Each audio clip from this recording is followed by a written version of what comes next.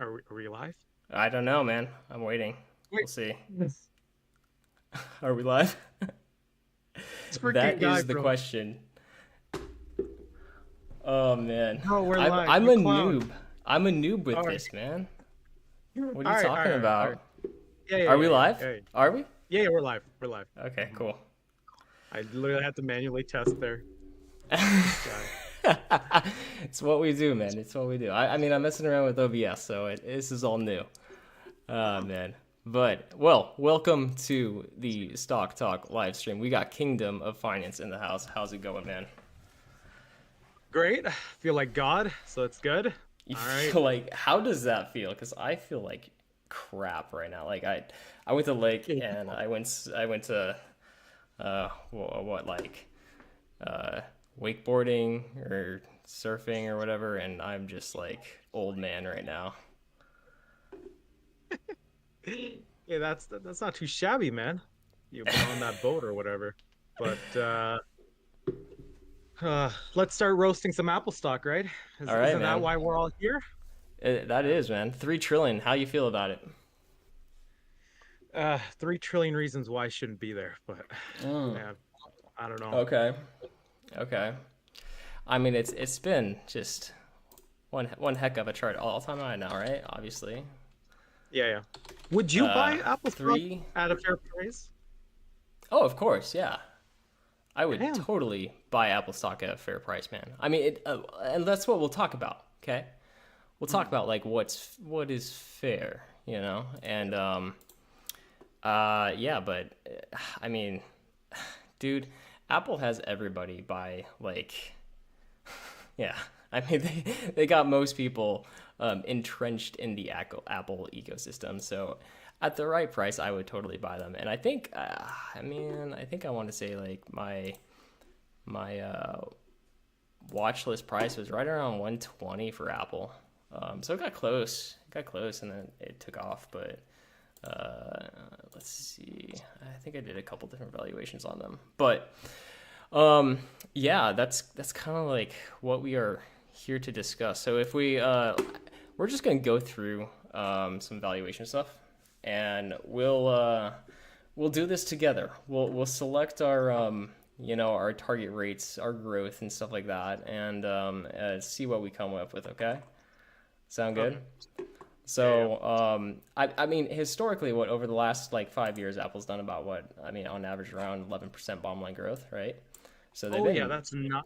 Yeah. I Oh, mean, bottom line EPS. Yeah, bottom line growth, right? So, yeah, yeah, and I think revenue growth has been close to around what I got about 8.22%. So yeah, we got 8.22, 10.89 for gross operating is around 10.99. Then yeah, EBIT growth around 10, net growth around 10, 11, free cash flow growth around 11.7. So the last like 5 years, it's looked mightily nice for Apple. But we can also see that glorious margin expansion right there, right? yeah. So, Mm-hmm. um, and it's just the thing where I'm like, oh man, like so much of Apple's stock price appreciation over the last 10 years or so is strictly just from multiple expansion, right? So Yes. what 10 years ago would be 2013, so like right in here, so much of that stock price move it's from that multiple expansion, and their multiples just kind of skyrocketing as they should to a certain extent, because I think they have a way better ecosystem now, right?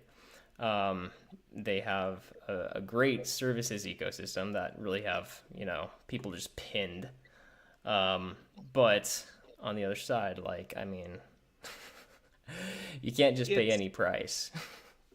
it's it's interesting the dynamic in which Apple stock has gone through.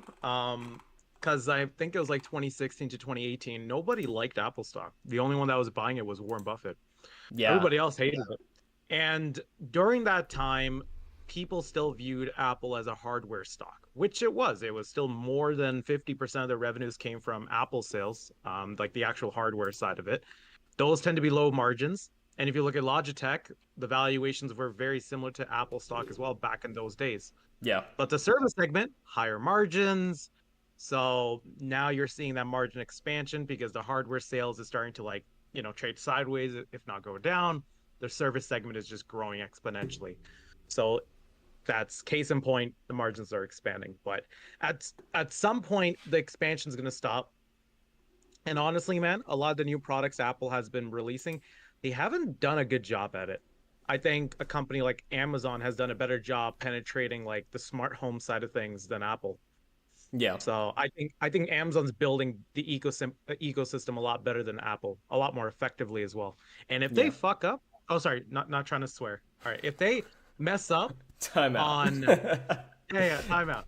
Um, if they mess up on the augmented reality and the VR stuff, that could be massively detrimental to the company. And I'm not going to try to compare to BlackBerry, but I'm just saying if they don't have the next technological advancement, there's a problem there. I So think it's a lot to ask, man. Yeah, I So I don't think I know. mean the AR VR stuff I think is just going to be like a ways down the road that could mess them up. I think like more immediately that side of the business for them, if anything, it might just have a big sentiment shift. Like if they see that that's failing, which I mean their AR VR headset looked pretty dope. I mean it was super expensive, but it looked pretty sick. So yeah, I don't know. I could see them messing up there potentially, and that might be reflected more in just the sentiment around the stock than anything else. But it's funny, like when companies like these are priced for perfection, it takes a little crack, and then everything breaks loose, and we've seen that happen with like Netflix. We've seen that happen with Meta.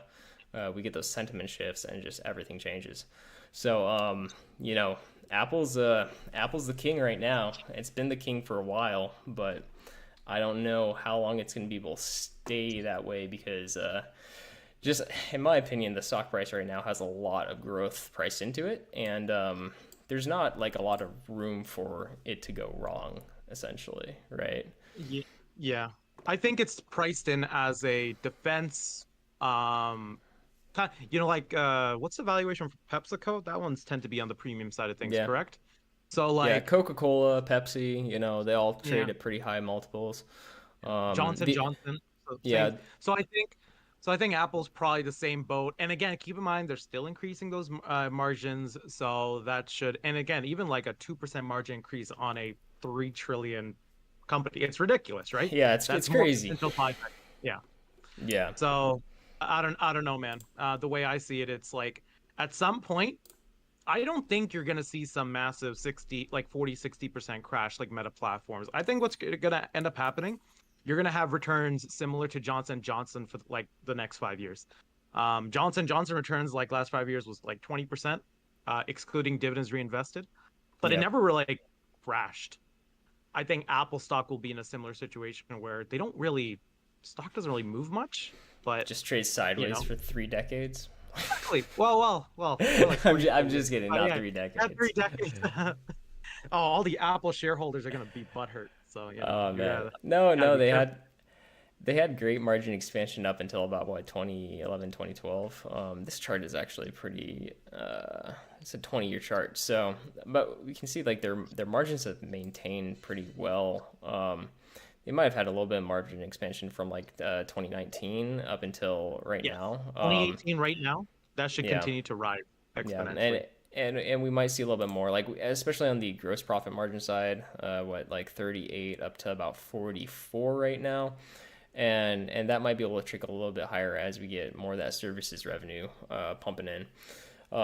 It's just yeah, it's one of those that like there's not a lot of leeway for them to mess anything up, even if it just leads to like their finances are doing decent, but the sentiment around the stock is crashing. Like, oh man, it could be rough. So, um, so typically when I'm looking at individual stocks, like I already have like indexes, right? So I already own a decent size or a decent chunk of Apple in my overall portfolio, just because it's the largest company in the index.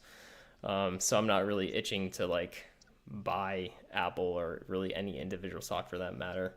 Um, but when it comes to individual stocks, usually what type of return do you look for?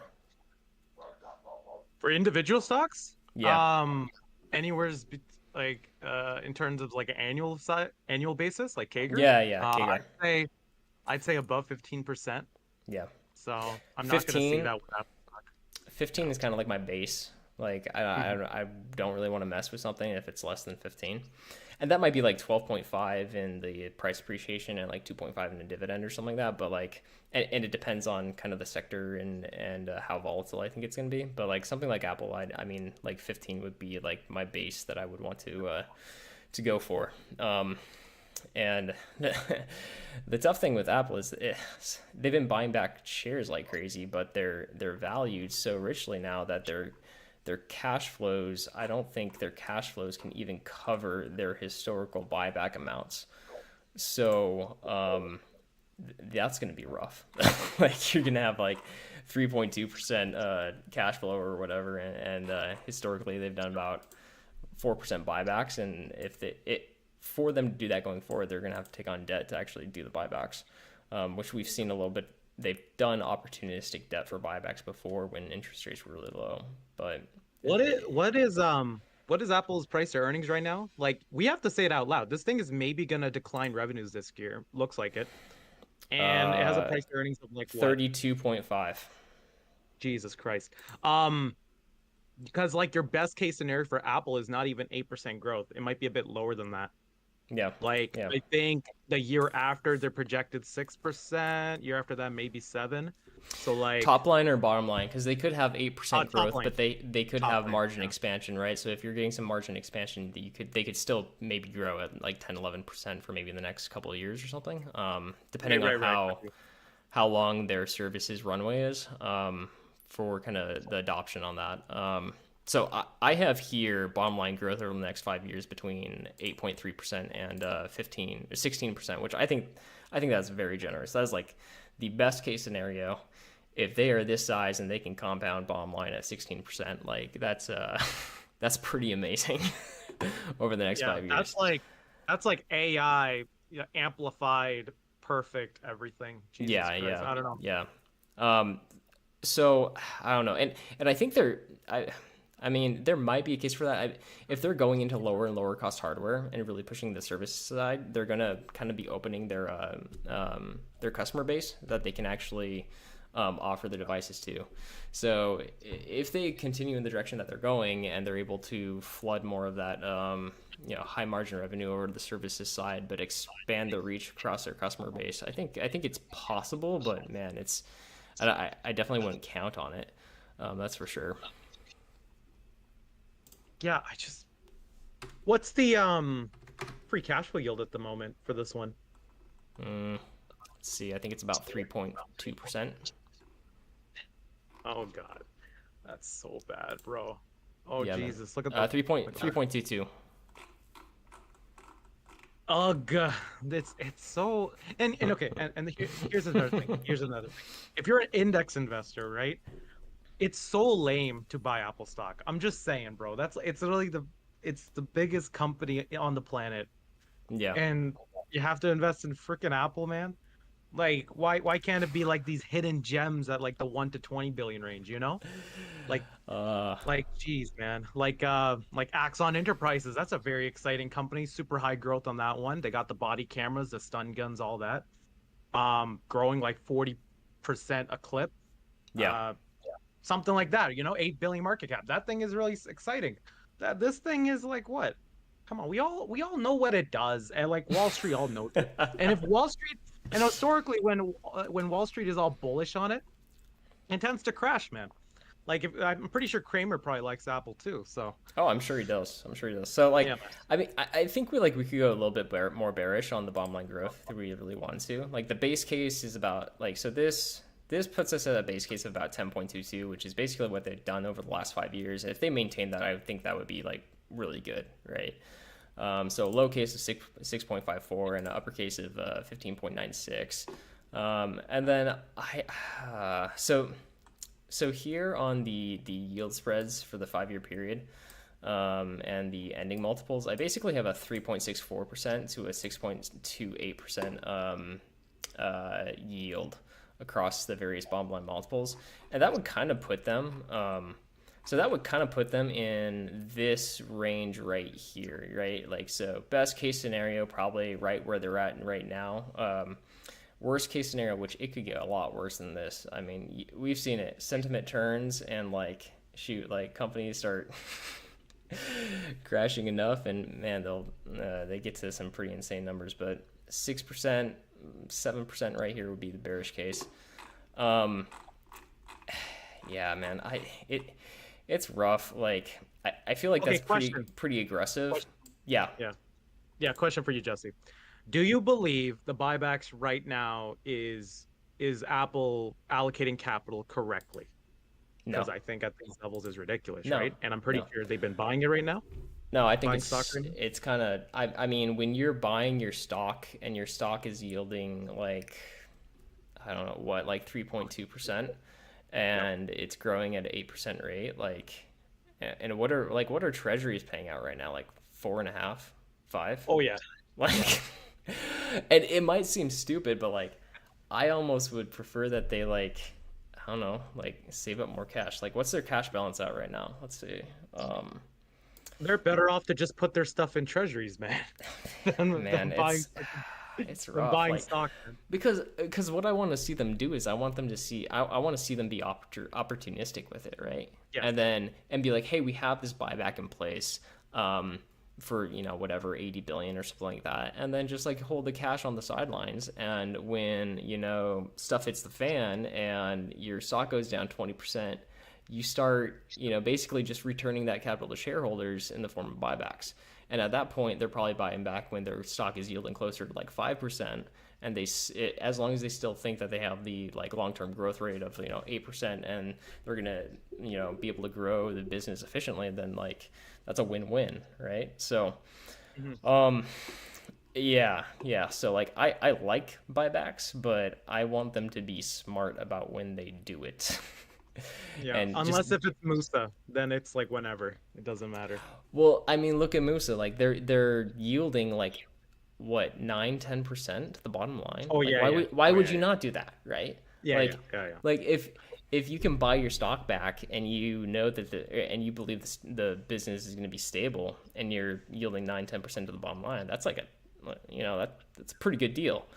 Yeah, Um, that's a holy smokas, a holy feels type of deal, you know. it's different when you're trading at a PE of 10 versus a PE of 35, and your growth rates are the same across the two. But Musa's margins are like literally a paper thin. Yeah. For sure, Yeah, yeah. for sure. Like if and they're so much more cyclical, man. So I don't know. Yeah, no, Which doesn't they make it bad. probably. Which doesn't make it bad. It's just more so investors need to be aware of that. That's all it is. Oh, definitely, Yeah, for yeah. sure. Just because a stock is more cyclical doesn't make it a bad business or makes it more risky. It's just more so you need to be aware of that. That's all it Yep, is. for sure, for sure. But yeah. So yeah, man. I mean, all of this kind of puts at well, let's see what type of 5-year targets would we do? Like base case, bottom line targets. Even your Let's see. Yeah. Even your So EPS base bullish, very bullish is ridiculous. Like yeah, your base case should be very bullish. So that's just my opinion though. But probably, yeah. You're I probably don't see right, them doing but I don't see them doing 16% EPS growth. I don't see that at all. Just because of its sheer size, they won't be able to yeah. buy back as much. And I'm speculating that they have to do aggressive investments moving forward because their technology is getting outdated. But no, Yeah, whatever. yeah, They got maybe. the best cameras. They got the best cameras, But maybe. at the same time, maybe the opposite of that would be like, no, they have the like uh, an advantage with scaling, right? So they're able to squeeze more out with less R&D for the scale that they kind of provide hardware to more people, essentially, right? So I don't know. And I will say, Well, man, the Apple chipsets, like those things, oh, those are nice. Like, they they, dude, they they're have the good. Apple logo, so it's trash. So I don't know. Dude, the Look, like I'm an the irrational M1, hater. the M, M2, the M2 Pro Max, no, no, dude, their chipsets quite are better. doing are they're pretty dang good. Yeah, yeah. I'd rather buy TTCF than Apple, but someone's gonna clip that out. But, but You heard it here first, people. yeah, man. Oh my Yeah, gosh. but no, no, no, no. No. No, no. Jokes aside, though, yeah, I like for example, let's look at what's the market share. So Roku, at Fire TV, Apple is just called Apple TV too, right? Yeah. Yeah, that what's that space called again? A dongle space? It's called something, right? Video streaming I space? don't know. I don't know. It might. Well, I don't know. I'm not sure about the device space, but in general, streaming is usually called like I would refer to the like OTT space, over the top entertainment. Hmm. Yeah, because like if you see the market share for all those various platforms, which is Roku, Fire TV, Apple TV, and then Chromecast. Chromecast got absolutely destroyed. Absolutely destroyed. They went from like 20% market share to like 4. Fire TV went from like 4 to like 36 or 38. Like they have more market share than Roku now, which is insane. They're literally destroying them in their own game. And then I'm pretty sure Apple TV just stayed stagnant, which is such a missed opportunity to capture share from Chromecast. So Yeah. I don't know. Yeah. So I'm just saying that like for certain and another one, the Alexa. Why Mm. didn't Siri have any sort of device for the house as well? Yeah, it's kind of crazy that like Siri was like they had such a That good was the lead on thing. that. They had such a Yeah, good they lead, did. and then Alexa and Google Home started like just took them. Yeah. Yeah, so it's interesting. All right, so I will lower the bottom line growth projection in the best case scenario because you talked me into Yeah, it. yeah. Yeah, Um, well, because I think because of its sheer size, will the buybacks even affect anything? I mean, we'll get there. I mean, maybe they will if they still get priced with the correct multiple after 5 years, right? But the issue, well, the issue with and the reason I love buybacks is that if the company can do buybacks at an aggressive pace when there's a lot of like negative sentiment and the valuation is just in the dirt, like it's one way that a company like kind of has in a way control over helping their share price. Because It does. if you're buying back 10% of your float every year, you know, That's and insane. Yeah, and yeah. and nothing fundamentally has changed and you have that firepower, you can make a pretty big difference. The reverse of that is that as companies, get higher and higher priced and they're yielding lower cash flows to their overall market cap, they actually like the power of buybacks actually diminish drastically, right? So, Mhm. um, yeah, I mean, it won't have as big of a effect probably that it's had over the last like 5 years. I could be wrong. The best case scenario for me is that like they crash and they're yielding like 6-7% and they're able to do 5+% buybacks because that's got some big power going to it. Um, but yeah, so what base case scenario? EBIT 174 billion, net income 147 billion, free cash flow 152 billion at the end of 5 years for the base scenario on this. And then so that would be, I mean, that's pretty good growth, man. You know what Um, sucks? you're You know what basically sucks? adding 50%, right? 50% Yeah. to their current bottom line numbers, and you're basically taking 50% and adding that to the base case in 5 years. Go ahead. So What sucks? yeah, yeah, yeah. So the one defense I'll give to Apple, which is very rare, but the one defense I'll give it is that they can't even do acquisitions. If they try to do like in terms of like a larger scale acquisition, not those Yeah. like pocket acquisitions, but like if they want to acquire a company that's like 50 billion market cap, good luck. Good luck getting it passed by Mrs. Lisa Khan. Hmm. That individual really does not like America, so those acquisitions will probably not go through. So So that's I my only. Yeah, I they got just no I choice but to just do buyback. I just like arguing with you. So I'm gonna say that I think doing acquisitions for them would probably could wreck the company. Oh, you think so? Yeah. Like, think about it. Like, what have they been so good at doing? Right? They Just do building everything up in the house. ecosystem. They do Yes, that. everything in house. So if they change that focus from doing everything in house and being so nitpicky perfect to like just perfecting all those product lines to just trying to consume other products, I think their ecosystem would just go to crap. Oh shoot. Okay. All right. That's an interesting perspective. I never had an Apple product, so I wouldn't know. So I don't know. I don't know anything But about yeah. that ecosystem. So I don't know. Yeah. I just like taking the other side of the coin with you, man. Um, Oh yeah. But like, I swear to God, I'm like the only Apple bear. Jesus. But yeah, it's all good. dude, I no, I like Yeah, no, I you're an would Apple bear never too. buy it. I would never I, buy it at these prices, right? But like, if it got to the right price, yeah, man, yeah. So I mean, just based off of these like historical multiples, I've kind of got current fair value on it, probably between like 102 to like maybe 177 in the best case scenario. So like, it's already way past that, right? We're basically already evaluating it above what I would say is a fair value price in the very bullish case at the current price point. all Looking right. one Question: year out, go ahead. do you believe Apple stock will ever trade below 20 price to earnings the next 5 years? I don't know. Probably not, right? Probably not. Yeah, just because it's that defensive stock. Yeah. So But think all about, these, yeah. dude. It's a like even if it got to 22, right?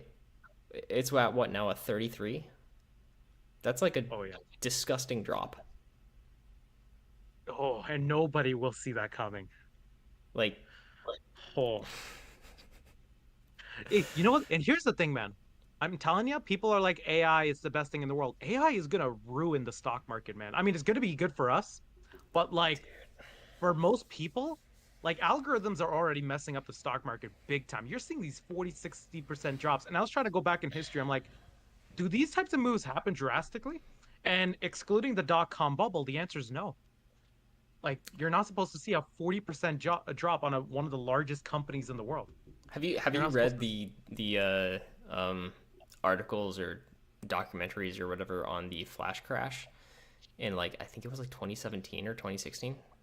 Maybe it's Oh, is 2018. that where I remember. 2018 antitrust issues? Yeah. But like, I'm talking about Well, like, no, man, is that no. This was a trader in Europe in his basement spoofing the book on options in the SPY, and he caused like a 12% move in like a minute or two. seriously? Yeah, it was insane. Look into Some it. dude in his mom's basement did that? All right. I Look gotta into it, look into man. that. Look into it. 'Cause, It's hey, yo, crazy. people say, I think it's called the flash crash. yeah. It's pretty wild. I remember being at work. I think it was in 2019 or something like that then, because I remember being at work and be like, what the crap happened? Is that a glitch? And yeah, we had this like, I don't know. I feel like it was like a 5 to 8% move, just like that. Yeah, well, 2017, I was still buying BlackBerry, so I wouldn't know. But It that was was nuts, before man. my time. Man. No, So so go like ahead. when people say when people say stock market is rigged, oh, it's rigged. It's like nah. It's just clownery, man. And I think with a lot of these algorithms, as they get more quote unquote efficient, you're gonna see these crashes worsen and worsen over time, and get more drastic. So I think we're gonna get more better pricing on stocks than It we could ever did be. before. Yeah. But the scary thing about that is that the bubbles could be higher, Oh my God. Yes, it is. right? Like, I Oh, mean, we're all so screwed. we could have higher highs, lower lows. Volatility range could just be higher. It just kind of depends, but yeah, I don't know. So, but anyway, let's get back to this. let's Oh yeah, let's trash. The finish trash comes. this. Let's finish this real quick. Yeah. Apple's not Yeah. even a good fruit. So So base case for me, 15% KGAR with these assumptions, I'm looking at 123. Um, That's fair. 123, and basically the 5-year targets at the basic 5-year targets at the end of the 5-year period would be 162 for the bearish case, which is lower than it is now. 199 in the bearish, 162 in the very bearish. Base case would be 249. Bullish case would be, I just realized, no, never mind. Bullish case would be 313, and very bullish would be 319. So, like, it's possible that you get a 15% KGAR under potentially the best case scenario in this model, like in this pricing model. So basically, just like they have to be perfect. But that doesn't mean that the market can be stupid and push them up to like an 80 PE because Apple's God, right? Bro, they could. And They could. and They did that's it in the video. that's almost the scary thing about, like, you think trying to beat the index over the next like 5 years. What if Apple is like 10% of the index and goes on like a stupid run, like Oh my like, god, oh bro! my If God. if Apple hits 300, I'm gonna use Rogaine. I'm gonna grow back my hair. Jesus, Yeah. telling you. I'm gonna send you some polish. Oh man, like holy hell, man. Oh, like if Apple goes to 300, I'll probably quit investing. Oh, and I'm just kidding. But Oh my gosh, man. So okay, so let's see. Like, do I have market caps on here? Yeah, I do have market caps on here. So under what case do we get a 4 trillion market cap? Basically between the bullish and the very bullish scenario, we could potentially get Apple into a 4-5 trillion dollar market cap. and what's the price to earnings at that for those two scenarios? So I talk in yields, not in price to earnings, but Right. that would essentially be amazing growth with, what is that going to be, about a P of, is that 20? I can't remember. Oh, 25, okay. 25 to 30, right around there, I think. So let me Jesus, man. let me get out the calculator. Let me. I always have to do this because I just think I don't know. My brain doesn't work in PE. Man, but we got like what, 4.1. 4.1. 100 divided by 4.1. So 100 divided by that. So 4.16, that would be around a 24.3 PE or a 25 PE. 100 divided by 3.64. That'd be about 27.5, 28. So best case scenario over the 5-year period, it's basically at a lower PE than it is now. Which that's I'm telling you, bro. If Apple crashes, I'm gonna pull a goblin and say to everyone, "I told you so." He with my little goblin skin and all that, man. I don't know. yeah. All right, anyways. Anyway, For those that, yeah. So, but we know what we got, some creators out there saying, Apple's going to 4 trillion, right? So it must be. Like, here's the thing. I will give credit where credit's due. For dividend investors, for them, even for them, I'm just saying, like, but you know what? If they're 100% individual stocks, fine. If you're 100% individual stocks with dividend investing, sure. You invest in Apple, you're pretty much investing in the SPY. So whatever. That was I was actually going to bring up that point where if I was forced to be 100% individual stocks, I would definitely have a Apple position. I would have a Microsoft position. I don't know how I would weight them, but like I don't think I would feel comfortable not having any exposure to them. It might be light, it might be underweight of the SPY, but I would definitely want to have that exposure, I think. Yeah. Let's say if I lived in, like, actually, let's give a hypothetical example. If I lived in the Congo, right? And I got no access to ETFs and I have to invest in individual stocks, I'm probably buying Meta, Google, Amazon, and Microsoft. But I am not touching Apple. That is the one stock I will not touch. Not gonna do it. Even if I lived in the Congo. Even if I Not lived gonna in the do Congo. it.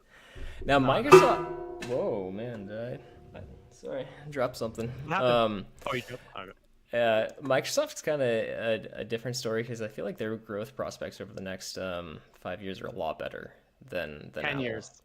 Yeah, 10 Yeah, years. I five, think, 10 years. Yeah, well, just yeah. because I'm like, and I feel the same way with Google and Amazon is like, I think the tailwinds for cloud compute are going to be very, very long.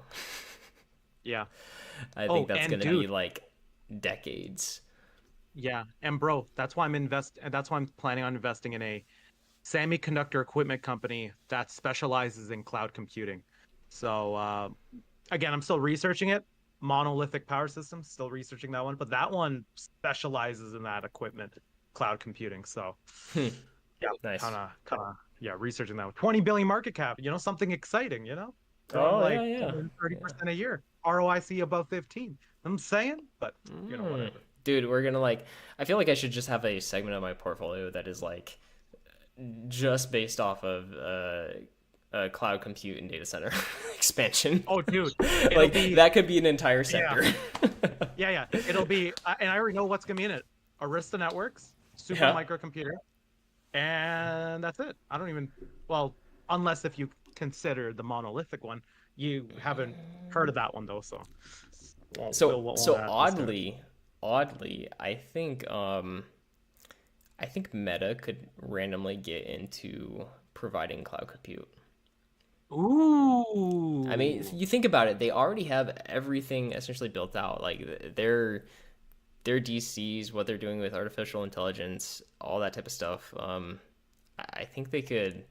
I would not be surprised if we just heard them, casually be like, "Oh, hey, we're gonna be offering a cloud service."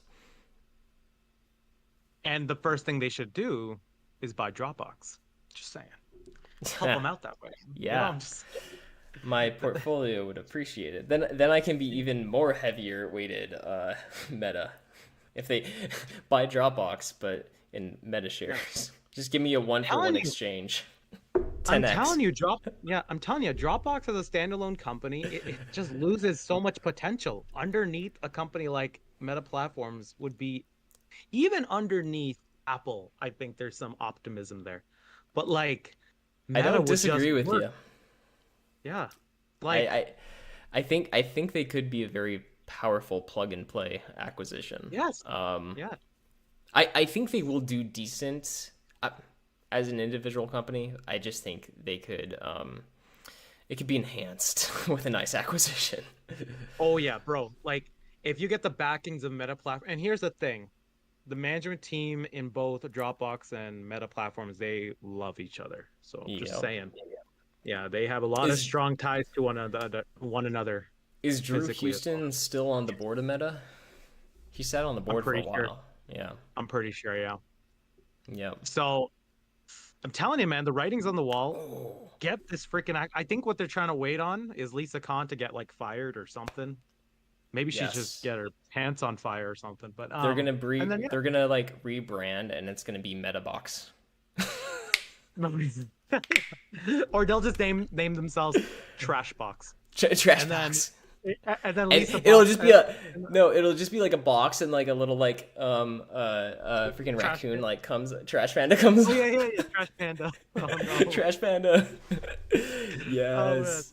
And Oh then man. Lisa Khan will be like, "Oh wait, that's trash. Okay, Meta, you can have it." And then Yeah. it's like, ha, Oh man. psych. Oh man. No, like So here's the thing, because here's the thing. I looked into Dropbox and it was a stock that I was definitely planning on investing in back in the day. But again, I do tend to look at the momentum a bit. And my definition of momentum is different. I know momentum for most people it means like the next 12 months or something. But like for me, it's more so like long-term appreciation in the share okay. price. And when with Dropbox, what I've noticed is they've kept failing every single year because their growth projections when they were first IPO'd was like 20% per year. That was their growth projections. They keep missing and missing and missing and missing. And now the growth projections are like what? Mid-single digits? Like So eight, something like that, I think. yeah, and they were expected for a lot more growth than that. Yeah. So Wall Street has essentially punished it. They punished it and they said, yeah, we don't trust you anymore. So we're just going to ignore you. Yep. That's the way I look at it with Dropbox, and so that's why I was never really interested in the company. You, But I mean, sounds like a perfect trash panda company because yeah, you I don't you like. got a company that like nobody really likes, right? They at least when I started investing, they started flipping into really good free cash flow, really good cash flow, and doing heavy buybacks, just devouring their share count. Um, and But yeah, look at the the thing with that is like they are. I mean, relatively, I haven't looked at them in a bit, but when I was buying them, they were cheap, dude. They were cheap. oh dude, So yeah, always, you yeah. have, if you have the sentiment shift on that, and it goes from being like this company that like nobody really cares about, and Wall Street's like, oh, they're like blah, and you get a little bit of hype behind them, and they get re-rated, like, woo, good night. It's also probably because a lot of their other quote unquote competitors, which is unfair because they're competitors with big tech, so it's just unfair. But their competitors are just growing at such a fast clip comparatively Yeah. speaking. So that's Yep. the issue they see. It's like, why use Dropbox when it looks like probably a slow bleed long term? And everyone's going to end up using either Google Cloud or AWS or Azure. And that's what I'm saying. Meta platforms, if it's underneath them, now they got a big tech on their side. It's Yep. just perfect, man. Yeah. Perfect. It's No, like right I know, there. man. Dude, you don't have to tell me. I've been pushing that Yeah, yeah, narrative for like ever, dude. I know. Um, yeah. But anyway, so Microsoft, do you think they can grow at their current clip of what, 22% or so? Do you think they got that in them? I mean, top line, they've had some really nice margin expansion, obviously from the services. I mean, over the last 10 years, they've migrated most of their software to subscription basis, right? Yeah. And now you have tailwinds with Azure. Top line revenue growth about 12% or so over the last 5 years. But bottom line growth, pretty decent 18% EBIT growth, 15% free cash flow growth. Net income looks a little bit skewed at 34%. That projection, that's because of this one off right here. So, um, so really probably about 17% clip is probably what they've done over the last 5 years. Do you think that's sustainable for them, or I feel like it's more sustainable than Apple's revenue or Apple's bottom line growth? So organic revenue, I am very confident they'll be able to do double-digit revenue growth. Um, Organic revenue. I do believe they can push 15-20% when you include acquisitions. Yeah, okay. So I'm pretty confident. And again, if we're only looking at organic revenue, yes, I still believe 8 to 12% revenue growth should be very manageable for the company. And when you throw in acquisitions on top of that, because I do believe there's going to be this mass consolidation of software companies. So, and I think Microsoft's going to be a big player of that because a lot of these software companies, I'm speculating the next couple of years, they're going to get disrupted onto themselves, really. So, Yeah. I think Microsoft will be able to take advantage of that. So I'm pretty confident. Yeah, if you're saying if some guy said to me, yeah, Microsoft can grow 20%, I'm like, yes, organic and acquisition all included, I can see it. Yep. But realistically, 8 to 12% is what you should aim for in your DCFs. You should Yeah. not try to speculate acquisitions because that's just unknown. You can't really predict stuff like that. Yeah. So But I mean, here I got like what, like a 9 to 17. So maybe we can like I don't know, maybe do like a -17 narrow spread to get it down a little bit further. 8.3 to 17, something like that. And I feel like that is a pretty good range. Like I'm kind of yeah, I'd say in so. par with you because I think Microsoft's gonna have better chances for bottom line growth over the next 5-10 years than Apple is, solely because of like they're already kind of like heavily entrenched in the services side, and they, I believe, are going to be able to grow Azure pretty nicely. I don't know, like I I have a hard time believing that Azure is going to be the number one player compared to No, AWS. I feel like no, no, no. AWS is going to keep that. Everybody is like freaking out that Azure is growing faster than AWS. It's always on a percentage basis, and it's never catching up. Like it's like, yeah, well, if you have something small, it's easier to grow it at like 30%, 40% compared to something that's already pretty big. Yeah.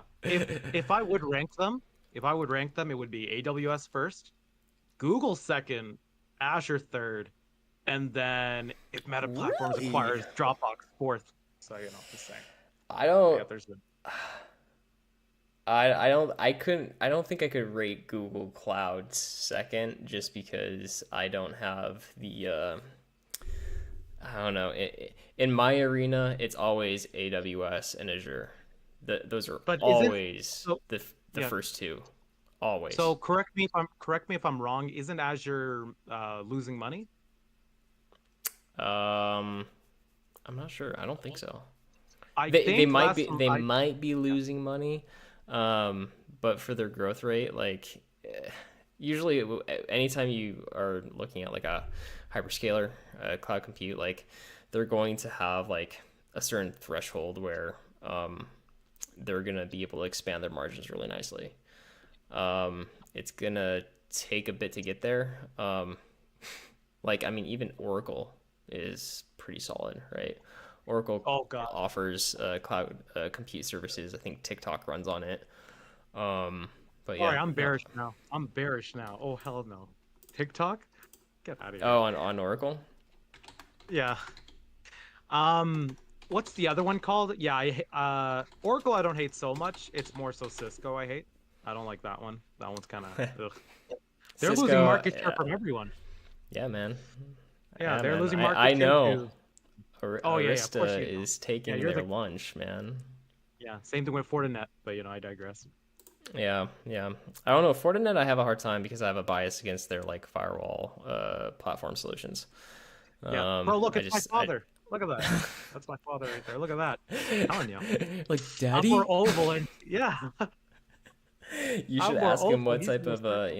shine he uses. Uh, Yeah, man. He'll just say like, "Oh yeah, I use the traditional shoe polish." But yeah, I don't know. oh man. So what was I gonna do? I was gonna look at earnings just to see if they had a breakdown of their um, cloud segment. I know they do. I'm almost positive it's profitable. Maybe I don't know. Maybe I'm crazy though. Let's see. Read it somewhere from Google. Prices. Yeah, I heard it somewhere with Google. Obviously, Google said it, so it's just that they Oh, said, "Oh yeah, Google they're said it. oh, yeah." Oh, well, that's not biased at all, right? No, no, no, no, it isn't. No, bro. Not at all. I I I wish I can bring it up. I just forgot where it is. I'm pretty sure last time I checked, it was stated that Azure's unprofitable. AWS is just destroying everything. People are so obsessed with the growth rate. It's like AWS is the OG at what they do, and their sheer Yeah. size is just ridiculous. Um, they're always going to be the leader in my eyes. All right, So so Azure and other cloud services, let's see, year over year growth 31% on a constant currency basis, 27% on a gap basis. Let's see, products. Where's Azure at? Dun, dun, dun.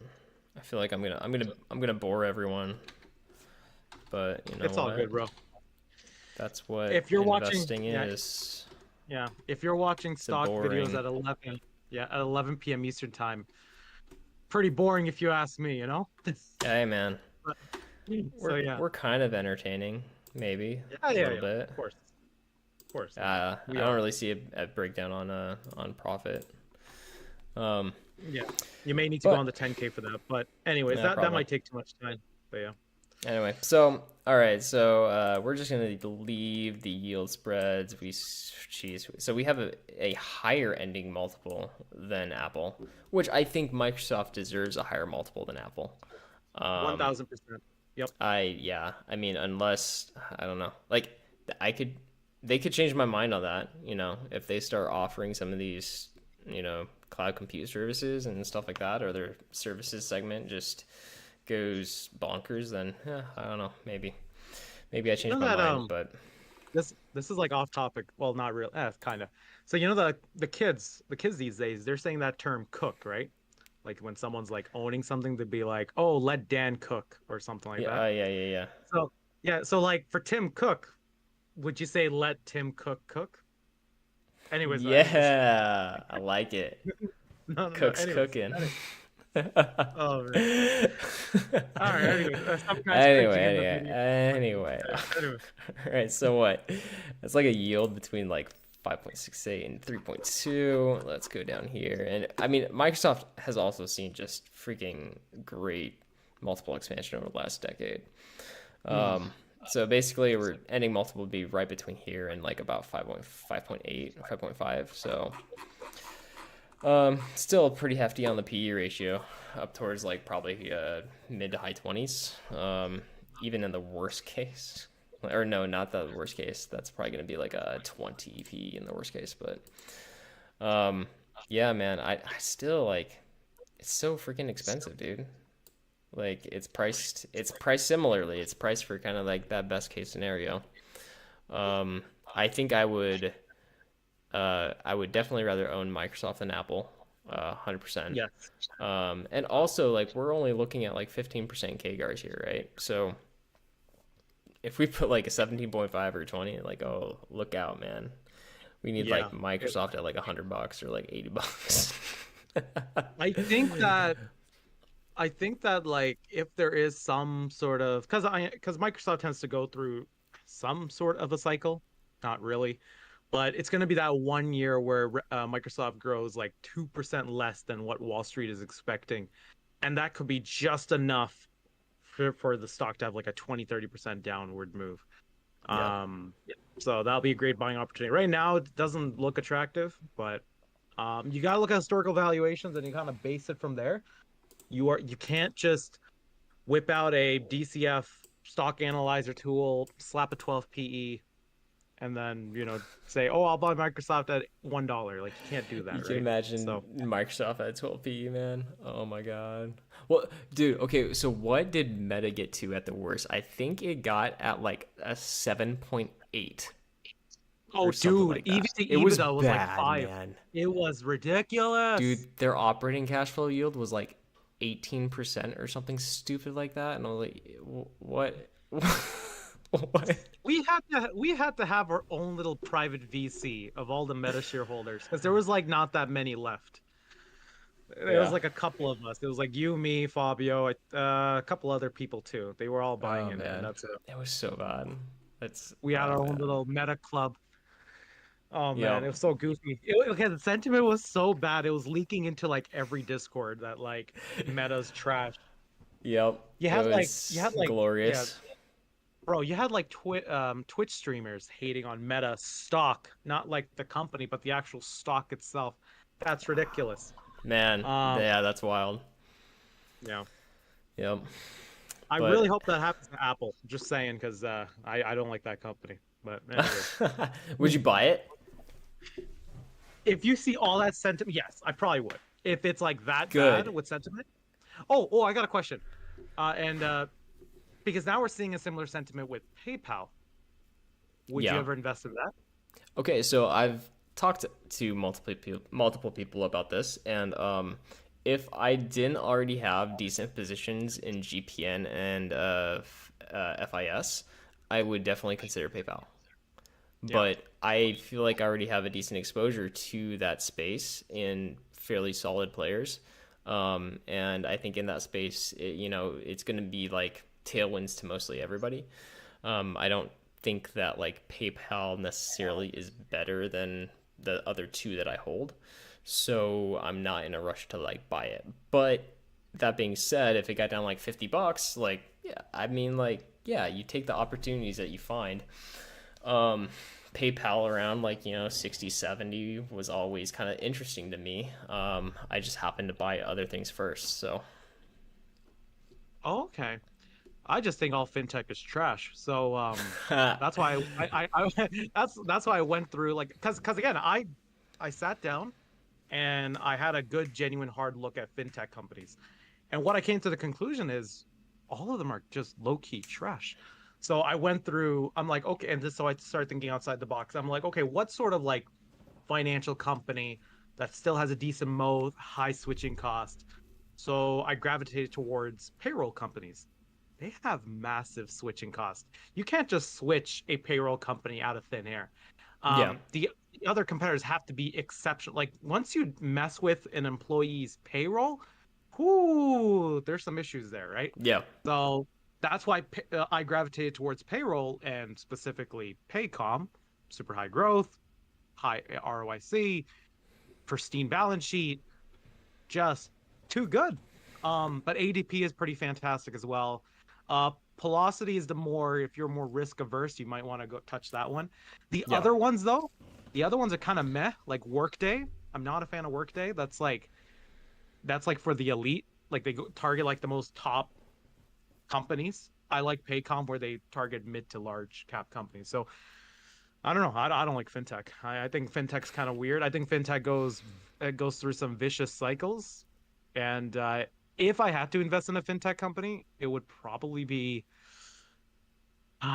maybe Visa, but I would prefer to say WhatsApp if they were like its own company. So, Are they even you like know. is I don't know, is Visa even fintech though? Yeah, yeah, right? Like Like I I don't mean know. It's I probably don't know. Like eh, everybody like it's like payment processing. Like I mean it's like how we buy everything. yeah. Every You and you don't really like have a choice. Like you do, but who wants to go around using cash? Like yeah. come Like and on. every yeah, and every fintech company is pretty different with one another. Like PayPal's different to Global Payments, Global Payments is different to Fiserv. I pronounced that right, right? Fiserv, Fiserv, yeah. Fiserv. Yeah, yeah. Fiserv. Yeah. And then that's completely different to like Mastercard and Visa, Yeah.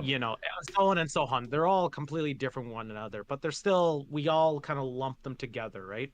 Yeah. So I don't Well, know. and It's I looked at the payroll ones a bit like a while ago, and I don't think I ever like revisited them really because like when I was looking at them, they were just like they were pretty. I mean, they were pricey, you know. It, oh, they're pricey. yeah, I don't think they are. You can give me yeah. Paycom for 100 PE. No, I'm just kidding. I'm kidding. I'm kidding with that. Some guy's gonna clip that out, but It's um, yeah. If it's always the top, then it's always a good deal. yeah, yeah, of course, of course. But all the payroll companies, it usually never underperform, but year to date, every single one has underperformed. Oh yeah, So that's why I found a decent opportunity there. But like for the dividend growth investors, and if you invest in ADP, you're laughing, man. You are absolutely laughing. Um, but yeah, Paycom's a great option. This is more so like this is like the cooler, younger son of ADP. Even though this yeah. company was like one of the OG software payroll companies, Tr- 1998, something like that. Trading at a So reasonable 60 PE, you know. no, no, no. It's like a 40 price to free cash flow, bro. It's all good. All right, And all they're right. growing those free cash flows at like 50% a year. So it's Okay. whatever. Okay, so what's Yeah, the take? Let's look at it, man. You got me interested yeah. enough. Let's look at it. So, Oh, okay, well, like let's wrap up Microsoft really quick here. Like, oh yeah, yeah. yeah, like under these assumptions, like 5 year target price 254 to 690. Hey, it's a big range, obviously. Like, duh. So, Hmm.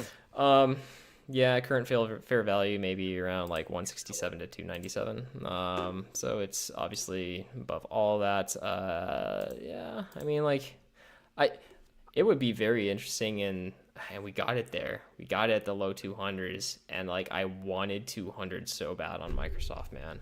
Ah, I wanted and 200 so bad and I think I remember seeing it at 209 and being like just buy some, just buy it. And nope, didn't. it, so I it so missed my like base case by like a couple bucks or something and I was like, oh so well, it'll go down more maybe, hopefully. so I guess the lesson to be had is don't be too fixated on the pricing. Maybe have a more wider, broad range of it. Um, It was you hard, know, man, because at that time there was so many good deals so too, many deals. Yeah, yeah, right? that's So true. Yeah. like you're like okay, this is getting for example, like I had some companies like I think Microsoft and Apple that were getting close to my base buys, right? And I was only trying to get like maybe a 15% CAGR out of these guys. And then I had other companies where like they were in like my very bearish scenarios or my bearish scenarios, and I was targeting a 17.5 or a 20% KR long term on them. and I'm like, how do I allocate capital like between these two, right? Yeah. So and like Meta being one of them. So obviously Meta got most of my money. Um, but yeah, man, that was rough. Yeah, it it was looking pretty juicy there for a little bit. What, it got down about 220 or so? Yeah. So Yeah. I gotta say, like, if 213 was low. I gotta say, if there's like a spectrum of me, like if there's like one side all qualitative, one side all quantitative, I have to like definitely lean towards qualitative side. The quantitative side can get a little ridiculous for some. It's like if you got a super high quality business, high growth, high margins, they're actually increasing the margins. They got a certain quote unquote moat in place. You should be trading a premium for those companies. Yeah. So, um, but I'm more of a growth investor, anyways. And so yeah, there's that. I'm Um, only a growth investor of my portfolio. So yeah, sure, yeah. With your um, KRC and Dropbox, yeah, bro. All right, bro. so but I will say it's going to be an interesting experiment because like I think we are very opposite in kind of what we look for in those Oh, of course, opportunities. yes. You're very much so on the like qualitative side. And I'm like, I don't know. Well, I mean, I'd say Trash you're more Panda. quantitative. I'm Yeah, quantitative. quantitative, and I'm almost like I'll say this. I'm usually looking for what I believe is mispricings in the market, where I'm like, Yes. that does not make sense, and I don't think that I guess like there's less risk involved than what's being priced in. Um, that's kind of what I'm looking for Okay, usually. but here's the So thing, Jesse. Here's the thing, Jesse. You do quantitative the right way. All right. You're consistent with that, and you actually do it the right way. You delve deep into the company, and you realize if something's more cyclical, if there's like some sort of margin compression, it's probably yeah, because of a short-term thing. Like and that's certain man, channels like out there, you know? 95% of these ones that like might look like a good deal are really horrible, No. right? Yeah. So it is like it's digging through the trash, you know, essentially Legit. finding the couple that you know have potentially really good turnarounds or outcomes. Yeah. No, Um, no, you're literally a raccoon. You're digging through the yeah, trash and you're finding that one yeah. breadcrumb, right? Like I that's what so that's so your style. I don't think I said in your Discord or my Discord, but I said Trash Pandas um uh we dig through the trash, but we only eat what's edible. Oh, So like not too shabby. that's why we don't die, man. Like, no, man. But Hey, yo, at the same fair play. time, at the same time, if you're wrong, you got to realize it quickly, you know, Yes, you do. and get out of Yes, there, you do. and not be afraid to be like, yeah, got that one wrong piece, right? So Yeah. So, and here's the cynical thing. Um, if you're a growth investor and you're wrong, oh, you're gonna know instantly when you're wrong when that short report comes out. But for value investors, if you're wrong, you don't know if you're wrong. It might be a slow bleed down 50% in 3 years, yeah, right? well, So I'd say the second one is so much more worse to be wrong than the first one. The first one, if you're wrong on some sort of growth stock, it is what it is, bro. It is I what it don't is. know. Like it depend. I mean, it all depends on like where it's trading and what the market is expecting and how wrong it is, right? Because growth stocks, Yes. you could be wrong and you could be looking at a 70% decline.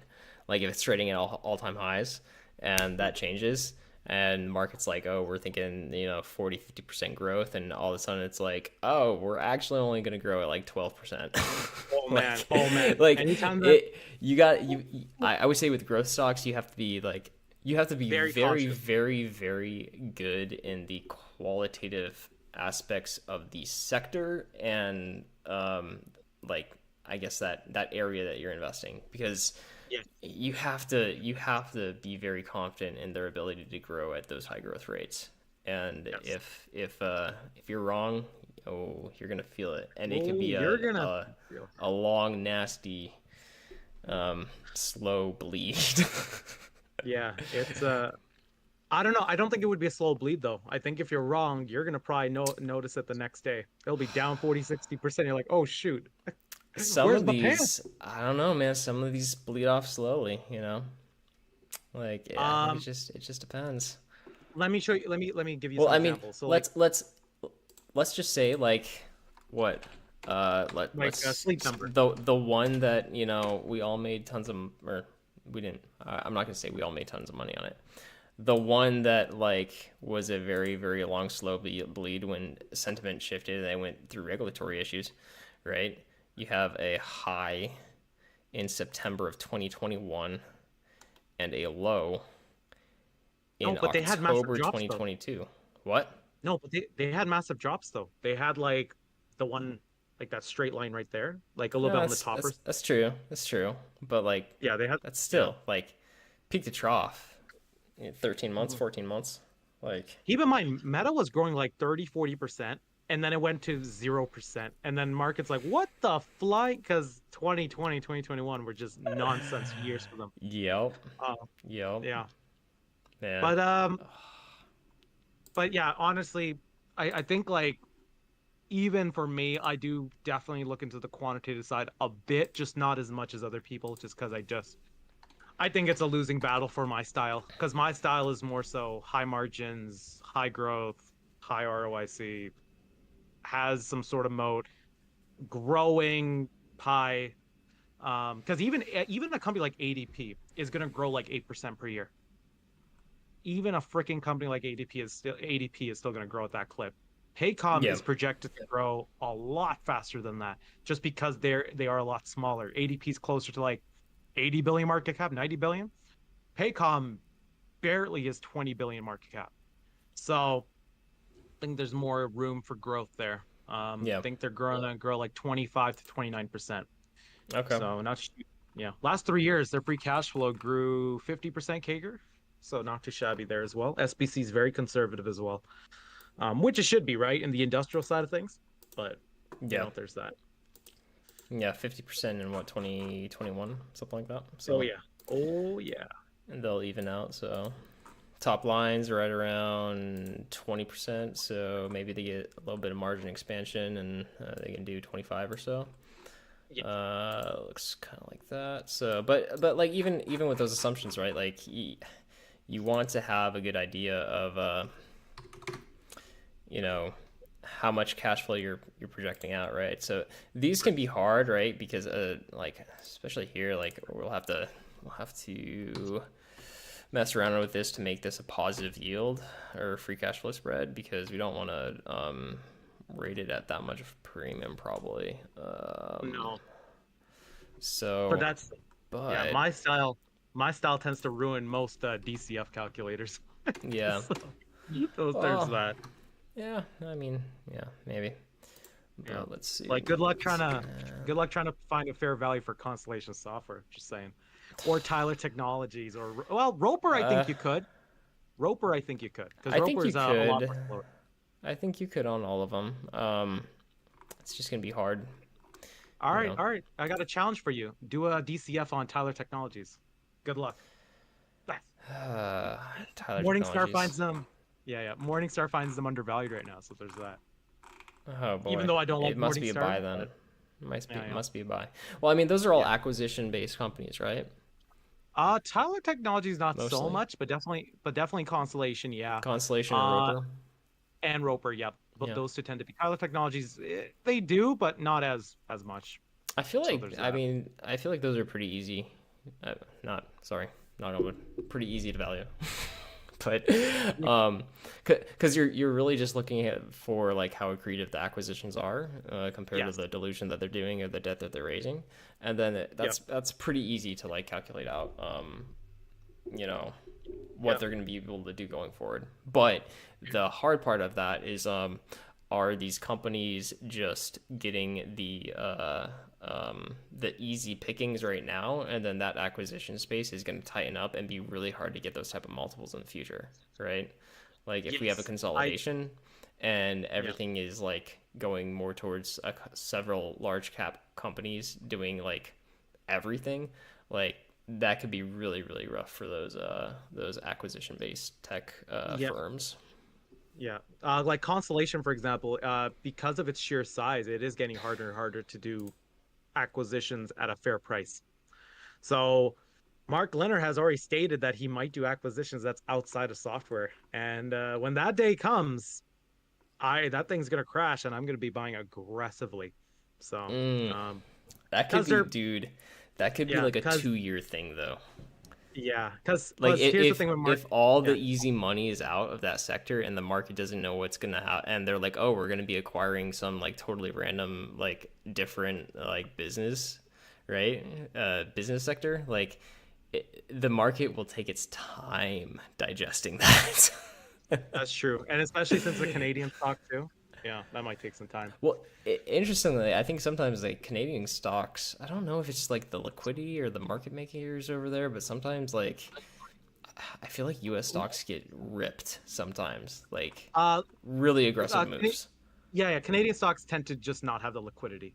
That's just all it is. Um, so that's the main crux, which is not really a bad thing.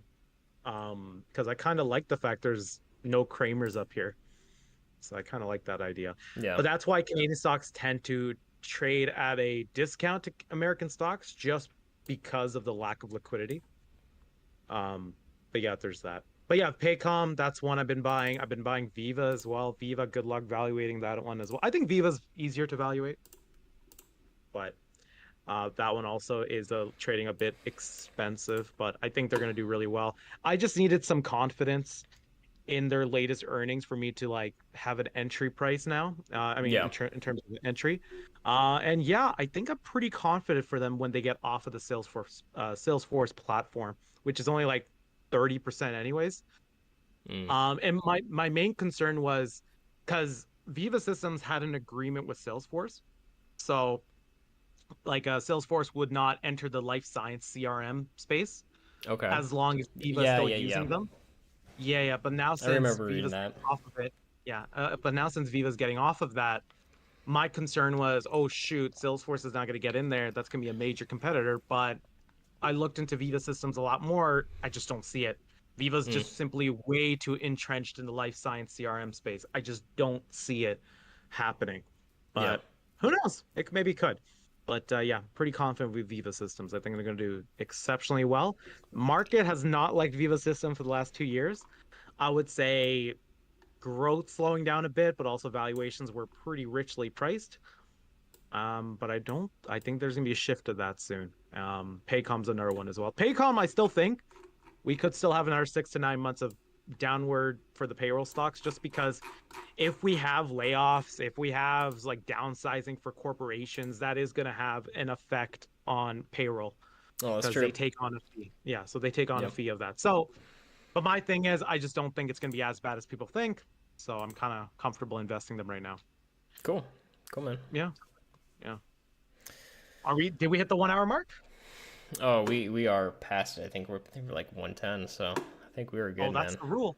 Yeah, yeah. That's the That's the rule. rule. You got to keep it below 1 hour 30. That's the Yeah, rule, bro. or my wife will come in throwing things at me. So. Oh yeah, Pan.